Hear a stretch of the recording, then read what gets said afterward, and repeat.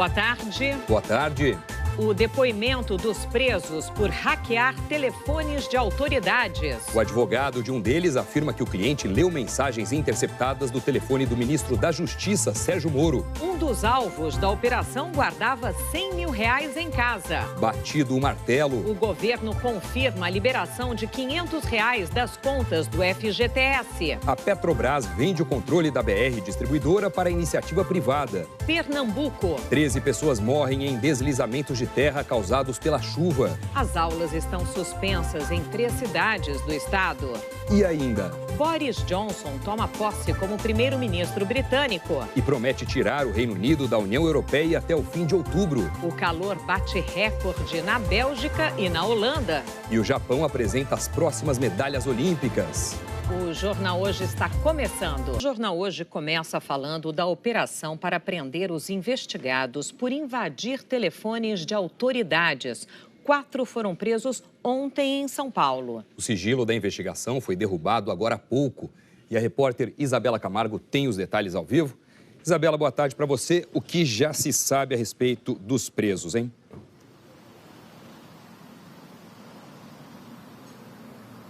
Olá, Doni. Boa tarde para você e a todos que nos acompanham. Com a quebra do sigilo, portanto, da autorização das prisões, nós podemos descobrir, ver nas informações que o juiz Valisney de Oliveira, ele permitiu a quebra de sigilo telemático e bancário dos 4 investigados presos temporariamente ontem pela Polícia Federal. Ele também autorizou a apreensão de até R$10 mil das contas de todos os investigados. Nós separamos um trecho, eu vou dar uma lida aqui, de como o juiz justifica, portanto, por que ele determinou a prisão de todos os investigados na operação de ontem. Segundo o juiz, há fortes indícios de que eles integram organização criminosa para a prática de crimes e se uniram para violar o sigilo telefônico de diversas autoridades públicas brasileiras via a invasão do aplicativo Telegram. Nós conversamos também com o advogado de um dos investigados, que é o Gustavo Santos. Ele deve ser ouvido nesta tarde pela Polícia Federal. O depoimento está marcado para as 2h da tarde. O advogado adiantou um pouco que ele deve falar para a Polícia Federal. Ele deve dizer que viu mensagens de autoridades no computador de um amigo dele, que ele chama de Vermelho, que também foi preso pela polícia. O advogado também confirmou que a Polícia Federal encontrou na casa dele, ele que foi preso no interior de São Paulo, o valor de R$100 mil em dinheiro vivo. Segundo o advogado, a origem do dinheiro é lícita, porque ele também opera no mercado de Bitcoin. Vamos ouvir agora, então, um trecho da entrevista do advogado falando a respeito, adiantando o que deve ser o depoimento, portanto, do Gustavo Santos. Vamos ver. O que eu posso adiantar é que, segundo relatos do Gustavo, o Vermelho mostrou para ele algumas interceptações de uma autoridade há tempos atrás. Isso informação do Gustavo. E, inclusive, vai ser esse depoimento que ele dará hoje à tarde. A autoridade é o ministro Sérgio Moro? Sim. Ainda nessa edição, a gente volta a falar sobre a prisão dos 4 investigados pelo hackeamento dos telefones. O ministro-chefe da Casa Civil, Onyx Lorenzoni, confirmou hoje que o saque das contas do FGTS será limitado, os saques serão limitados a R$500. A gente vai a Brasília falar então com o repórter Vitor Boiardian. Olá, Vitor. Boa tarde para você que tem mais informações sobre os saques do FGTS. Conta pra gente. Boa tarde, Sandra. Boa tarde a todos. Pois é, a assinatura dessa medida provisória que vai autorizar o saque está marcada para as 4 da tarde aqui no Palácio do Planalto. Mas antes mesmo desse anúncio, o ministro já tem antecipado detalhes dessa medida. O ministro Onyx Lorenzoni deu uma entrevista hoje cedo à Rádio Gaúcha, no Rio Grande do Sul, confirmou que o limite dos saques será de R$500 por conta, mas ele também confirmou que haverá uma regra que vai definir quanto que cada trabalhador vai poder sacar, ou seja, um percentual dependendo do saldo de cada uma das contas. A autorização dos saques começa no mês que vem, vai até março de 2020 e o ministro da Economia, Paulo Guedes, estima que Essa autorização agora deve injetar 30 bilhões de reais na economia do país neste ano e mais 12 bilhões no ano que vem. O ministro Paulo Guedes também confirmou que serão autorizados os saques nas contas ativas e inativas e que espera que há uma intenção de repetir essas medidas de autorização de saques nos próximos anos. Quem também falou sobre esse assunto foi o próprio presidente Jair Bolsonaro, hoje nas portas do Palácio da Alvorada, que falou em medidas para desburocratizar o dinheiro do PIS/PASEP. Mas tudo pode mudar, né? Até a última hora. Tá garantido aí R$500 por ano. É isso mesmo? Por ano. Entra na questão do PIS/PASEP também, desburocratiza bastante. Quando uma pessoa falece, os herdeiros podem retirar sem burocracia. É emergencial, que a nossa economia não vai bem, né? Se bem que já está dando sinais de recuperação. E eu acho que dá para a gente ajudar bastante no corrente ano, entrar o dinheirinho no comércio. 13 pessoas morreram por causa da chuva que atinge a região metropolitana do Recife. A reportagem é da Beatriz Castro. Em Abreu e Lima, uma barreira deslizou em cima de uma casa. Uma pessoa foi retirada com vida. 4 não sobreviveram. Em Olinda, no bairro de Águas Compridas, outra barreira desmoronou e matou 2 pessoas. No bairro do Passarinho, na zona norte do Recife, as consequências também foram dramáticas. A encosta do morro deslizou e matou 2 idosos que estavam dentro de casa. Em outro ponto, esta árvore caiu em cima de uma casa e uma pessoa morreu. Era um homem de 34 anos. A gente estava dormindo, quando eu vi foi o estrondo, aí eu me levantei da cama ligeiro, aí corri para lá e a casa já tinha caído toda. Em 12 horas, choveu o esperado para 11 dias. Em toda parte, ruas e avenidas inundadas, moradores ilhados. A correnteza do rio Beberibe arrastou 5 porcos que estavam no amontoado de lixo. Os transtornos provocados pela chuvarada mexeram com a rotina dos estudantes. Em Paulista, Olinda e Igaraçu, as aulas foram suspensas. Olha só como é que está o pátio dessa escola estadual aqui em Olinda, onde estudam cerca de 2.000 estudantes. Está todo alagado e a água invadiu também os corredores e salas de aula. Mais de 87.000 estudantes ficaram sem aula. Perto da escola, o canal do Fragoso transbordou. Teve até barco para ajudar os moradores a saírem de casa e salvar alguns móveis. O pasteleiro Elter dos Santos perdeu tudo que tinha dentro de casa. Sofá, geladeira boiando, fogão, vocês estão vendo? Meu gaveteiro, minha cama. Os moradores caminhavam na rua com a água na altura do peito. A bicicleta desta senhora quase desaparece debaixo d'água. As imagens aéreas mostram o tamanho do alagamento. Nesse trecho da BR-101, nenhum carro conseguia passar. Impressionante, gente. Falamos ao vivo agora de Olinda. Aqui houve 3 mortes das 13 confirmadas em Pernambuco até agora. Impressionante é que a chuva não para. Aqui é ou chuva forte ou chuva fina, mas sempre chuva. Veja, até agora dessas 13 mortes, 5 aconteceram em Abreu e Lima, que é a região metropolitana, 5 aqui na capital, no Recife, e 3 em Olinda, que é de onde eu falo ao vivo agora. Essas 3 mortes foram neste bairro aqui, nessa localidade, que é uma área de morro. Em várias barreiras, não há nenhuma proteção, nem mesmo a desse tipo de plástico aqui, que faz algum tipo de contenção, mas não é definitivo. Uma das pessoas morreu ali embaixo, porque a barreira deslizou, destruindo uma casa. A mulher estava dentro, uma idosa de 78 anos, e morreu soterrada. Aqui perto também houve outro deslizamento de casa. A situação é muito grave e até um jacaré, gente. Tanto alagamento, tanta área alagada aqui, que um jacaré foi encontrado boiando aqui nas ruas do Recife. Sandra e Doni.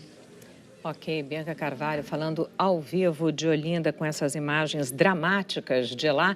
E olha, a previsão é de mais chuva no Recife e também lá em Olinda. A gente conversa agora com Eliana Marques, que está voltando de férias, nessa situação, né, Eli? Boa tarde para você. Boa tarde também, Sandra, Doni, boa tarde a todos. Pois é, e hoje ainda são esperados mais 40 milímetros de chuva no Recife, em Olinda. É bastante chuva para um dia só, ainda mais considerando que o solo está encharcado. Tem chovido de forma persistente desde o dia 11. A chuva, como a gente vê, continua amanhã, também sexta-feira, e aí só vai diminuir no fim de semana. Em Campina Grande, na Paraíba, o teto de uma concessionária caiu por causa da chuva, segundo os bombeiros, desabou, destruiu 8 carros e, como o acidente foi na madrugada, felizmente não teve feridos.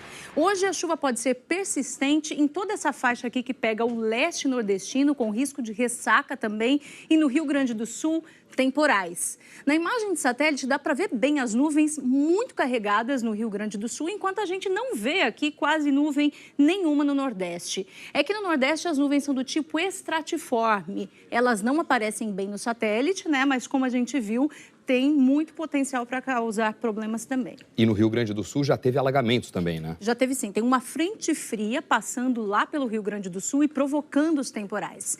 Vejam só o quanto a água subiu em Porto Alegre e também esfriou. A máxima prevista para lá é de apenas 19 graus hoje. No norte, pancadas de chuva, nessa faixa que a gente vê aqui em verde, ela se estende até o norte do Maranhão. Agora, na grande parte do país, olha, nessa parte amarela aqui, é sol, tempo seco e calor, com exceção de poucas regiões, como a de Ponta Porã, em Mato Grosso do Sul, fronteira com o Paraguai, onde também já esfriou hoje.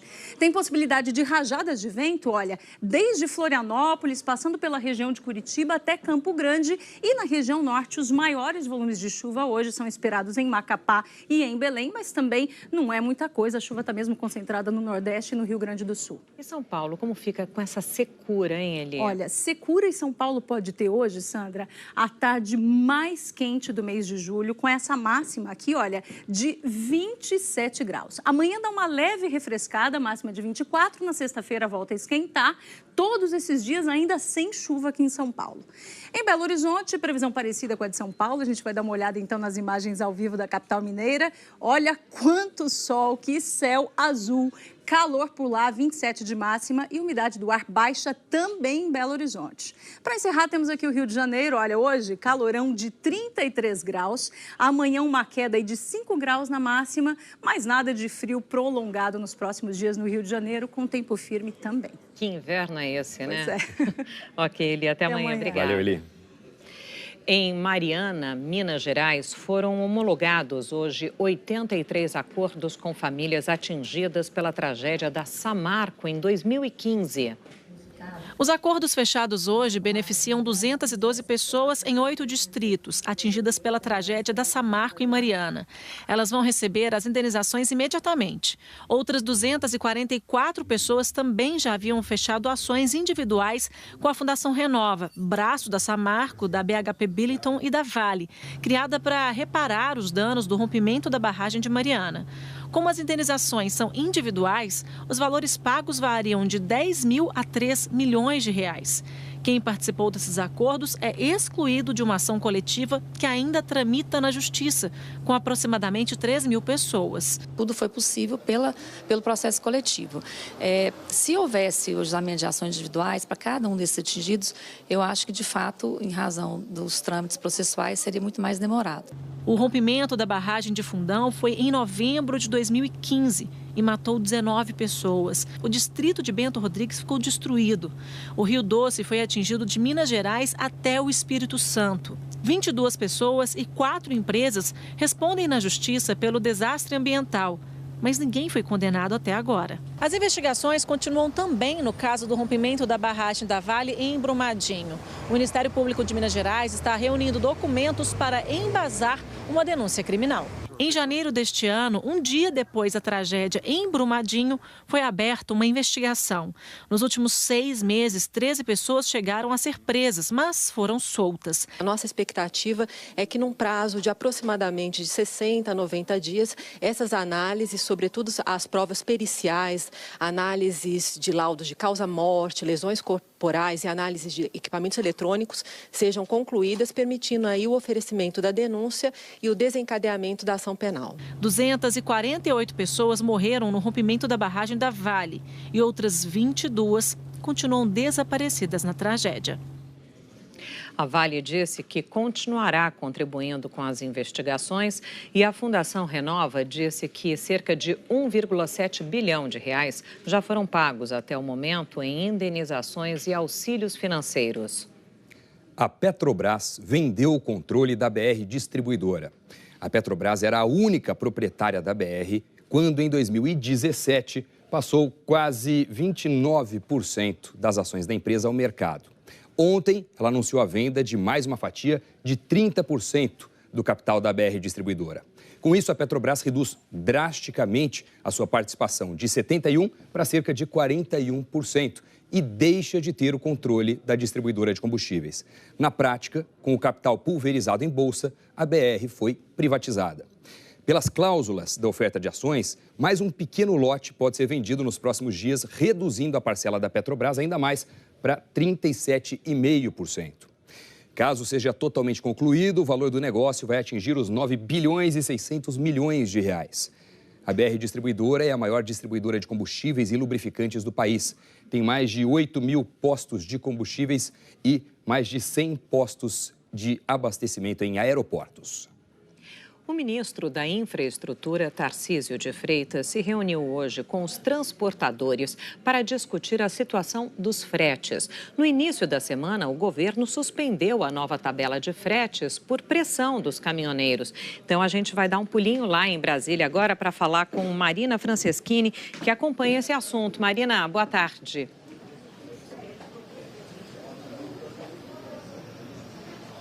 Oi, Sandra, Doni, boa tarde para vocês, boa tarde a todos. Hoje à tarde, um ministro se reúne com caminhoneiros autônomos que trabalham por conta própria. Agora, nesse momento, a conversa é com transportadores que, na prática, têm interesses parecidos com os autônomos. São empresas que contratam caminhoneiros e também recebem pelo frete.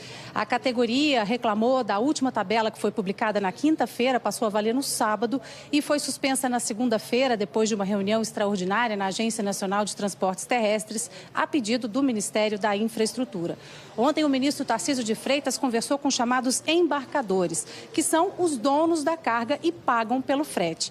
O setor produtivo é contra o tabelamento de serviços, porque diz que isso fere a livre concorrência, e eles estão aguardando uma decisão do Supremo Tribunal Federal sobre esse assunto no julgamento previsto para setembro. Então, o que eles dizem? Que o tabelamento, se existir, deve servir só como referência e não como imposição de preços. E afirmam também que das tabelas feitas até agora, essa última, que foi suspensa a pedido dos caminhoneiros, é a mais apropriada. Então, o ministro está tentando um acordo entre as partes. Sandra. Ok, Marina Franceschini, muito obrigada pelas suas informações.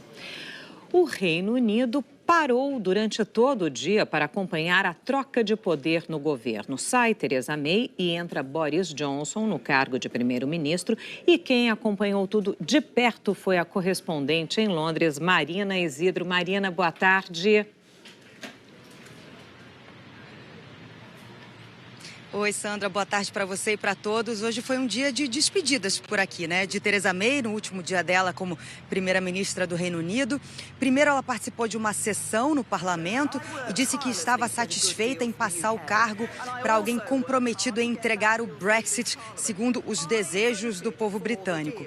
Depois, ela seguiu para a residência oficial e sede do governo, em Downing Street, onde fez um discurso.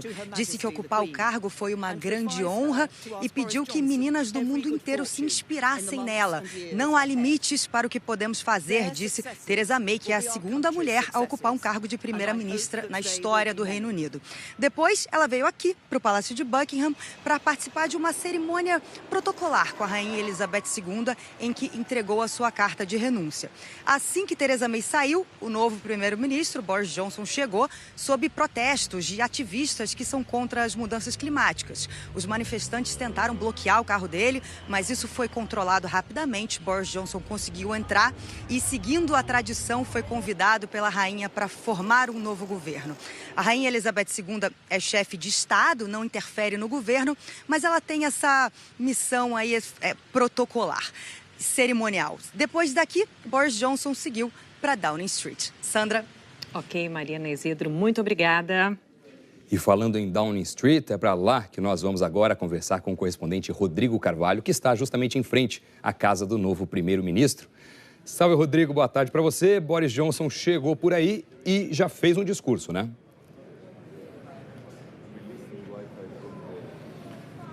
Salve, Doni, Sandra, boa tarde para todo mundo que assiste ao jornal. Hoje começou a era Boris Johnson, o novo chefe de governo aqui do Reino Unido, está na residência oficial, mergulhou numa crise que já derrubou 2 primeiros ministros. Mais cedo, no primeiro discurso dele aqui em Downing Street, a gente tem imagens aí, Boris Johnson garantiu que o Reino Unido vai sair da União Europeia na data marcada, 31 de outubro. Falou também que vai pressionar o bloco europeu para que haja uma renegociação, mas que quer se preparar para sair sem acordo. É isso que assusta, inclusive integrantes do Partido Conservador. Entre secretários e ministros, 4 já pediram para sair. E agora há pouco o ministro de Comércio britânico renunciou, mas não ficou claro se ele pediu para sair ou se foi convidado a se retirar já na formação do novo gabinete. Fato é que há lideranças britânicas conservadoras que não concordam com o que Boris Johnson já chamou de do or die. Numa tradução literal seria faça ou morra, ou o nosso popular vai ou racha. Esse é o discurso de Boris Johnson até aqui, do Brexit, custe o que custar. Mais cedo ele disse que as pessoas não aguentam mais esperar e viver nesse impasse.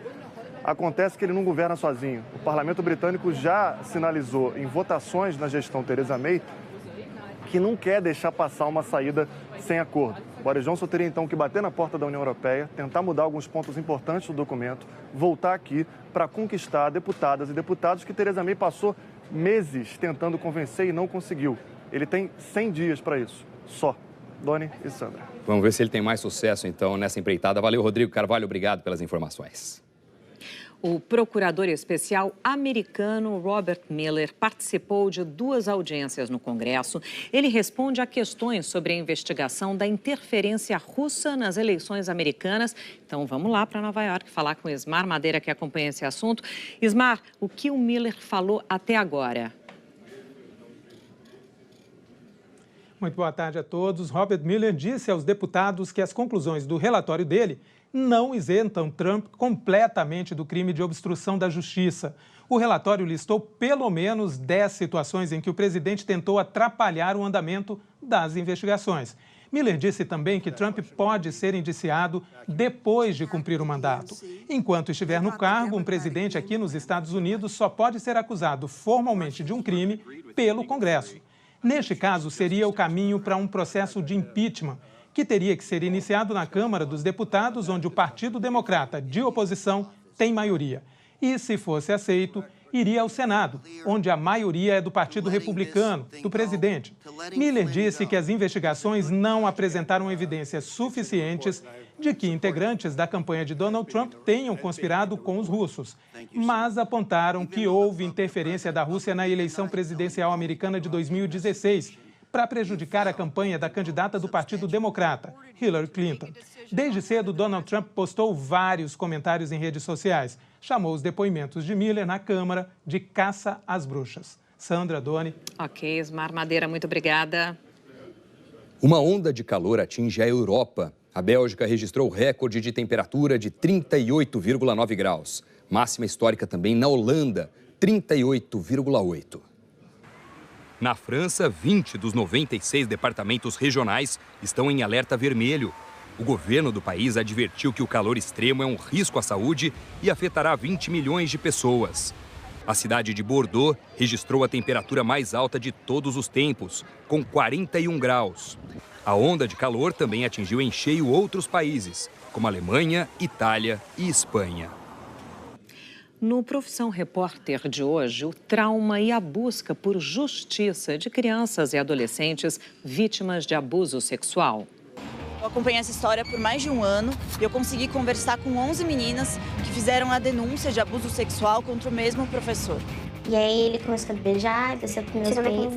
Até que ele abriu meu sutiã e pôs a mão no meu peito. Perdi minha virgindade com 13 anos de idade. Pois é, Caco, nós acompanhamos audiências de casos de abuso de crianças no setor especial aqui no Tribunal de Justiça de São Paulo. O senhor está sendo processado porque o senhor teria abusado de 4 menores. Ele queria tirar o chão. Ele pedia para você tirar short, um monte de coisa. Hoje, depois do futebol, no Profissão Repórter. Ainda hoje, apresentadas as medalhas da Olimpíada no Japão. E a seguir, novas informações sobre a operação que prendeu suspeitos de invadir telefones de autoridades. E o presidente Bolsonaro recebe fora da agenda oficial um candidato ao cargo de procurador-geral. A gente volta já. Depois disso, o aplicativo manda uma confirmação por mensagem de voz que fica armazenada, essa mensagem, no celular das pessoas, né? Então, ainda segundo o juiz Valisney de Oliveira, o invasor, então, realiza diversas ligações para o número-alvo a fim de que a linha fique ocupada. E a ligação contendo o código de ativação do serviço Telegram Web é direcionada para a caixa postal da vítima. Foram as palavras do juiz Valisney de Oliveira, portanto, falando como os hackers podem ter acessado os celulares das autoridades. Nós temos mais um trecho da entrevista concedida pelo advogado de um dos presos pela operação da Polícia Federal. Ele vai adiantar nessa entrevista o que o cliente deve falar daqui a pouco no depoimento para a Polícia Federal, marcado às 14h. Vamos ver. Ele me diz que sabia que tratava-se de uma interceptação ou de mensagens de uma autoridade e acreditou que fosse do ministro Sérgio Moro. E disse que os demais envolvidos ele não sabe nem nomes, entendeu? Porque realmente ele não acompanha a mídia, coisa do tipo. Ainda a respeito da forma como os hackers teriam acessado os celulares das autoridades, é bom lembrar, né, que lá atrás o ministro da Justiça e Segurança Pública, Sérgio Moro, disse que essa tentativa foi feita depois que ele recebeu uma ligação do próprio celular. A repórter Flávia Alvarenga preparou uma reportagem para a gente com os detalhes da operação deflagrada pela Polícia Federal ontem. Vamos acompanhar. Os presos chegaram a Brasília ontem no fim da noite. Walter e Danilo estão na carceragem da Superintendência da Polícia Federal. O casal, Gustavo e Suelen, na sala de custódia do aeroporto, por questão de espaço. Até o fim do dia, os policiais vão ouvir 3 presos. O outro prestou depoimento ontem à noite, quando chegou aqui em Brasília. A prisão é temporária, válida por 5 dias, mas pode ser prorrogada pelo mesmo período. Gustavo Elias Santos, de 28 anos, o DJ Guto, e Suelen Priscila de Oliveira foram presos na cidade de São Paulo. Ele tem uma condenação por porte ilegal de arma e passagem por uso de documento falso. Walter Delgatti Neto, em Ribeirão Preto. E Danilo Cristiano Marques foi preso em Araraquara. Os pedidos foram autorizados pelo juiz Valisney de Oliveira, da 10ª Vara da Justiça Federal em Brasília, responsável pelo caso. Também foram cumpridos 7 mandados de busca e apreensão. Os presos são suspeitos de hackear ou terem envolvimento na invasão dos celulares do ministro da Justiça e Segurança Pública, Sérgio Moro, do desembargador federal Abel Gomes, do juiz federal Flávio Lucas e dos delegados Rafael Fernandes, da PF de São Paulo, e Flávio Vieites Reis, da PF de Campinas. Com a invasão dos celulares, houve acesso ilegal a conversas de aplicativos, como o Telegram. A polícia acredita que foi uma ação orquestrada. O inquérito está aprofundando a apuração sobre a autoria das invasões e qual o método usado pelos hackers. A Polícia Federal também vai investigar a invasão ao celular da líder do governo no Congresso, deputada Joyce Hasselmann, do PSL, que denunciou o caso no fim de semana. E também a invasão ao celular do ministro da Economia, Paulo Guedes, no início desta semana. A assessoria do Ministério da Economia disse que vários jornalistas receberam mensagens e ligações em nome do ministro por meio do aplicativo Telegram. A assessoria esclareceu que o ministro nunca teve conta nesse serviço e o número foi desativado. A Procuradoria-Geral da República recorreu da decisão do presidente do STF, ministro Dias Toffoli, que suspendeu todas as investigações sem autorização judicial para o uso de dados detalhados do COAF, Banco Central e Receita Federal. Um ponto na decisão preocupou os ministérios públicos estaduais. O principal argumento da Procuradoria-Geral da República é que, sem os dados detalhados de movimentações financeiras suspeitas, é praticamente impossível dar início a qualquer investigação de lavagem de dinheiro. No recurso de 45 páginas, Raquel Dodge pede esclarecimentos, o que ela chama de obscuridades na decisão. Dodge diz que, para a finalidade de coibir lavagem de dinheiro, corrupção e crime organizado possa ser alcançada, o COAF deverá fornecer ao Ministério Público, por meio do relatório de inteligência financeira, todas as informações necessárias, não apenas para demonstrar a presença dos indícios de crime, mas também para possibilitar a instauração de inquérito e a fundamentação de pedido de quebra de sigilo bancário e fiscal. A procuradora diz que o COAF já recebeu por dia 1.646 informes de operações suspeitas no ano passado e alerta que a frequência diária desses dados demonstra a importância e o impacto da decisão embargada. Na semana passada, o presidente do STF, ministro Dias Toffoli, suspendeu processos judiciais em todo o país que tivessem compartilhamento detalhado de informações financeiras sem autorização da Justiça. Toffoli atendeu a um pedido do senador Flávio Bolsonaro, do PSL do Rio, que é investigado por suspeitas de receber parte do salário de assessores, quando ele era deputado estadual. Ao decidir, o ministro paralisou todos os processos e inquéritos do país que usaram relatórios de inteligência de órgãos de controle e que não tiveram autorização judicial prévia. No recurso, Raquel Dodge questiona 3 pontos. Primeiro, diz que a decisão do ministro Dias Toffoli foi além, mais ampla que o tema do recurso. Segundo ela, o caso a ser julgado no Supremo Tribunal Federal aborda a validação de provas após procedimento na Receita, enquanto o procedimento de Flávio, que levou à decisão, é só sobre o compartilhamento do COAF. A procuradora fala que a decisão não indica o suporte legal adequado e apto para dar validade à ampliação do pedido, o que é vedado por lei, já que o juiz deve decidir nos limites do pedido feito. Dodge quer esclarecer ainda até onde vai a decisão do ministro e afirmou que Toffoli deveria ter se limitado a tratar da situação de Flávio. Conforme Dodge, o objetivo recursal é o de esclarecer os limites da decisão embargada para confiná-la aos limites do pedido feito por Flávio Bolsonaro e estabelecer se o MP estadual pode requerer ao COAF que amplie o período dos dados bancários, sem fundamentar esta pretensão e sem ter recebido indícios de movimentação atípica, ou, se neste caso, deverá requerer em juízo quebra de sigilo bancário e fiscal. Integrantes do Ministério Público nos estados receberam com preocupação esse ponto do argumento de Dodge. Na avaliação deles, a procuradora-geral tentou diferenciar a atuação dos MPs estaduais do MP federal.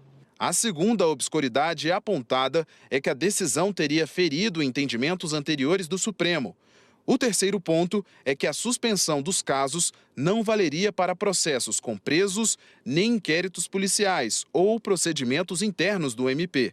A ministra aposentada do STJ, Eliana Calmon, já usou informações do COAF para investigar movimentações atípicas de servidores de tribunais de São Paulo e de Mato Grosso do Sul em 2011, quando foi Corregedora Nacional de Justiça. A investigação foi paralisada pelo Supremo e aguarda julgamento em plenário. O Supremo Tribunal Federal nunca entendeu bem o funcionamento do COAF, né?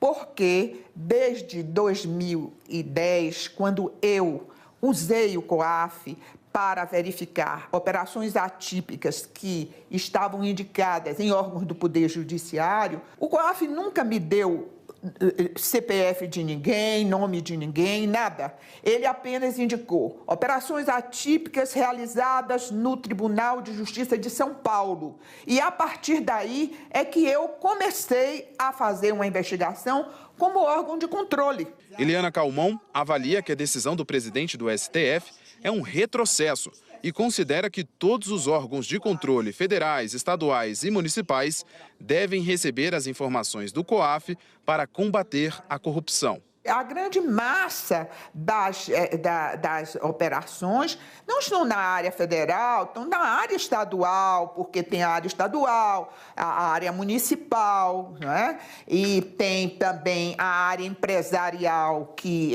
se desenvolve mais nos estados, de forma que o Ministério Público Estadual é diretamente interessado. E não pode haver distinção de um Ministério Público Federal para um estadual. A Procuradora-Geral da República fez um alerta. Disse que se a decisão de Dias Toffoli for mantida, vai ser um grande retrocesso que vai prejudicar a imagem do país no exterior, que vai mostrar ao mundo que o Brasil é um paraíso fiscal, que não coopera para a repressão da lavagem de dinheiro e que as investigações podem demorar. Se a liminar for mantida, o julgamento do caso no plenário do Supremo está marcado para novembro, mas pode ser antecipado. A data vai ser decidida após o recesso do Judiciário, em agosto. O mandato de Raquel Dodge como Procuradora-Geral da República termina em setembro e ela se colocou à disposição de Jair Bolsonaro para a recondução do cargo. O presidente Jair Bolsonaro recebeu fora da agenda oficial, no Palácio da Alvorada, um candidato ao cargo de procurador-geral. Augusto Aras é subprocurador-geral da República e não está na lista tríplice encaminhada para a presidência da República. Desde 2003, o procurador-geral é escolhido a partir de uma eleição feita pela Associação Nacional dos Procuradores da República. O mandato da procuradora-geral Raquel Dodge termina em setembro. A Procuradora-Geral da República, Raquel Dodge, designou o procurador Igor Miranda da Silva para a equipe da Operação Zelotes. Essa nomeação acontece depois que críticas de que as investigações estavam em risco por conta de um esvaziamento da força-tarefa. A Zelotes apura um suposto esquema de corrupção no CARF, órgão que julga recursos contra multas aplicadas pela Receita Federal. A estimativa da investigação é que o prejuízo com o esquema chegue a 50 bilhões de reais. A seguir, novas informações sobre a chuva em Pernambuco. E o Japão apresenta a medalha dos Jogos Olímpicos, que começam daqui a um ano. A gente fala disso já. Nós voltamos a falar sobre a chuva na região metropolitana do Recife. Bianca Carvalho está em Olinda. Conta pra gente como é que está a situação agora, Bianca. Sandra, número mudando o tempo todo, né? Um trabalho nervoso, os bombeiros trabalhando durante a madrugada, muita gente ainda que não foi localizada, tem uma grávida que está desaparecida, está lá no barro, no desabamento que aconteceu em Abreu e Lima, região metropolitana do Recife. Então, o último número é esse, 11 mortes e não 13, como eu tinha dito, porque tem uma grávida que está desaparecida em Abreu e Lima e tem uma morte aqui em Olinda que ainda está sob investigação. 5 mortes no Recife, 4 em Abreu e Lima, 2 em Olinda, portanto 11 confirmadas até agora. Uma grávida desaparecida e uma morte sob investigação. Lembrando que de sexta-feira para cá, gente, 5 alertas de chuva forte foram emitidos. Quando vai vencendo um alerta, ele é renovado, continua chovendo, chovendo muito forte. E a principal orientação agora é, já que a terra está encharcada e há risco de mais deslizamento de barreira, quem está em área de risco tem que sair. Sandra e Doni. Ok, Bianca, muito obrigada pelas suas informações. Portanto, 11 pessoas mortas no Recife, na região metropolitana. Falta um ano para a abertura da Olimpíada de 2020 e um grande símbolo das competições foi apresentado hoje em Tóquio. As medalhas dos Jogos Olímpicos são obra do designer Junichi Kawanishi e representam a energia dos atletas. Foram feitas de material reciclado, coletado de 6 milhões de equipamentos eletrônicos doados. Também em Tóquio, o primeiro-ministro japonês discursou depois de quase cair. Shinzo Abe falou que a Olimpíada é uma oportunidade de mostrar ao mundo a recuperação do país depois do terremoto que devastou o Japão em março de 2011. O presidente do Comitê Olímpico fez um elogio e disse que nunca viu um lugar tão bem preparado para sediar os Jogos como Tóquio. Em comemoração ao início da contagem regressiva para a abertura dos Jogos, a cidade teve uma série de inaugurações e eventos. Mas em outros pontos de Tóquio, houve protesto contra a Olimpíada. Os manifestantes alegam que os Jogos geram problemas, como pobreza e impactos ambientais. O Jornal Hoje termina aqui. Você acompanha outras notícias no Jornal Nacional, que começa mais cedo, às 8 da noite, horário de Brasília. Uma ótima tarde para você. Amanhã a gente se vê. Obrigado pela companhia, uma boa tarde. Até amanhã. Tchau.